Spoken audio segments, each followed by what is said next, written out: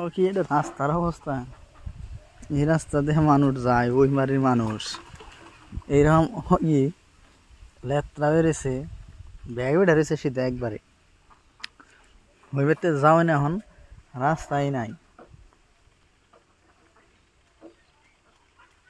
এরকম করে যদি যান না কিনতে পানিতে খামরে আর গোয়াটা নালগে খেলা এইরকম। এই কিন্তু গোবর দিয়েছে, এইরকম হচ্ছে রাস্তার অবস্থা। পাগারের পানি পর্যন্ত কালা হয়ে গেছে গা। জি, এখন ওরা বর্তমান ওই জম্পুরতে যায়। এই রাস্তা সাফা না করলে আর যাওয়ার উপায় নাই।